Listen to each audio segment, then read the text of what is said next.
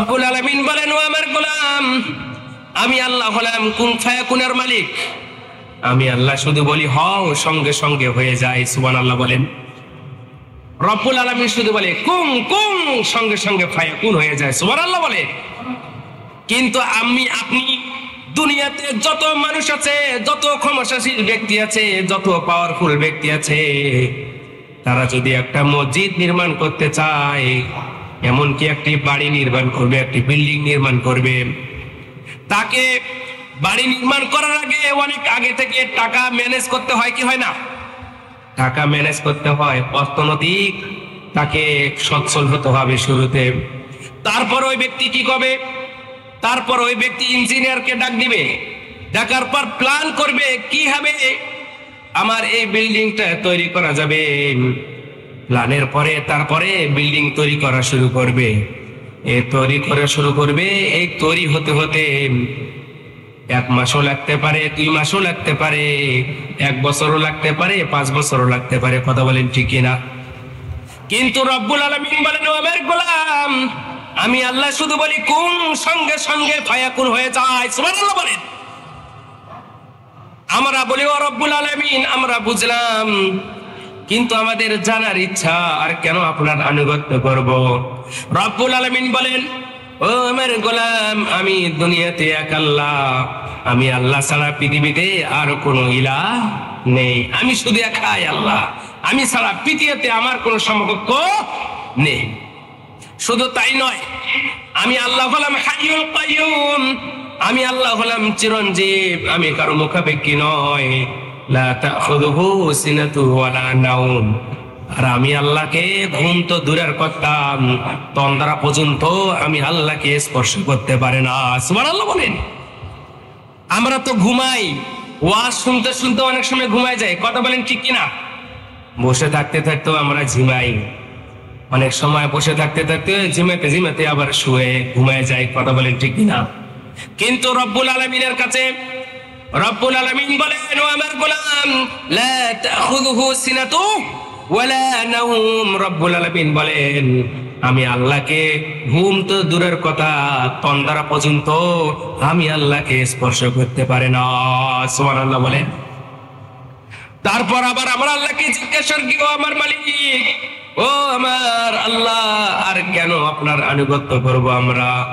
রব্বুল আলামিন বলেন, ও আমার গোলাম, আমার আনুগত্য করবে এর জন্যই আমি হলাম পৃথিবীর রাজত্বের একমাত্র মালিক। আমার হাতে পৃথিবীর রাজত্ব।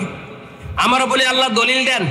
রব্বুল আলামিন বলেন, তাবারাকাল্লাযী বিয়াদিহিল মুলকু ওয়া হুয়া আলা কুল্লি শাইইন কাদির। আল্লাহু আকবার। রব্বুল আলামিন বলেন, এই পৃথিবীর রাজত্ব একমাত্র আমি আল্লাহর হাতে। সুতরাং তোমরা যত রাজত্ব নিয়ে তাড়াতাড়ি হেঁচাড়ি করো না কেন, শেষ পর্যায়ে তোমার সবাইকে আমি আল্লাহর রাজত্বের ছায়াতলে আসতে হবে। কথা বলেন ঠিক কিনা? সেজন্য রব্বুল আলামিন সব পৃথিবীর রাজত্ব, তিনি হলেন পুরা পৃথিবীর রাজত্বের একমাত্র মালিক। তিনি ছাড়া পৃথিবীর আর কেউ রাজত্বের মালিক হতে পারে না। কথা বলেন ঠিক কিনা? তারপর আমরা আমার আল্লাহকে জিজ্ঞাসা করি, আল্লাহ, জানতে ইচ্ছা করে আর কেন আপনার আমরা আনুগত্য করব?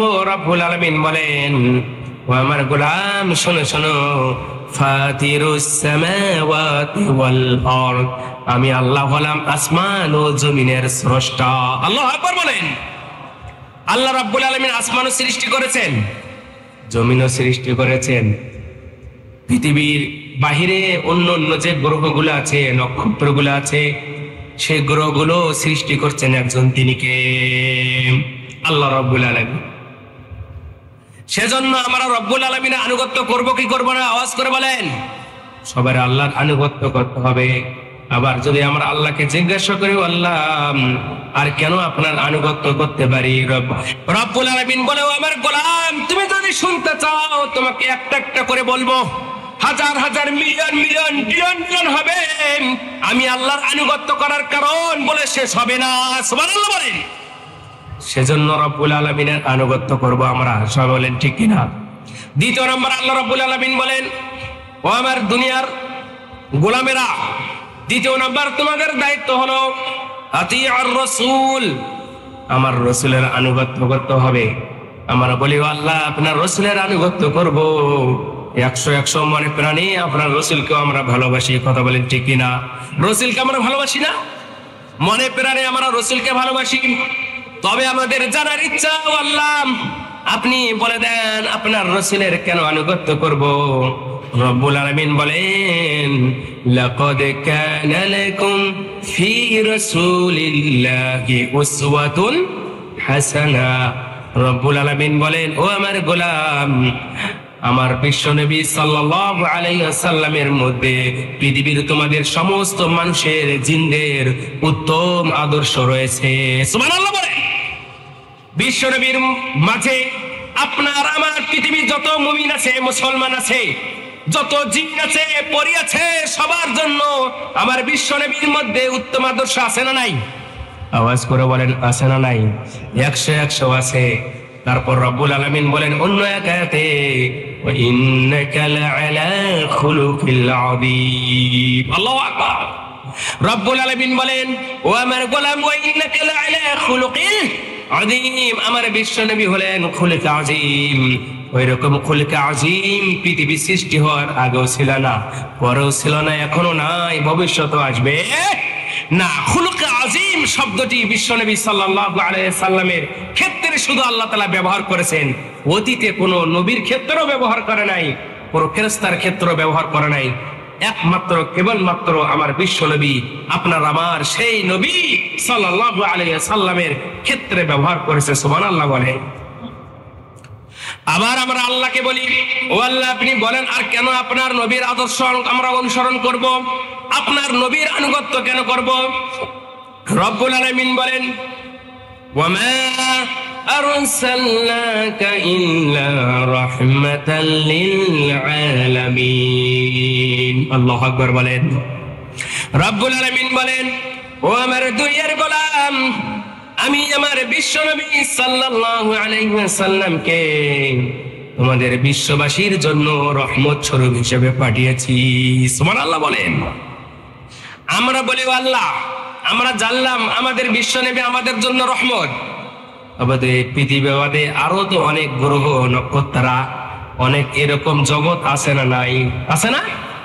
আল্লাহ রাব্বুল আলামিন বলেন আলহামদুলিল্লাহি রাব্বিল আলামিন।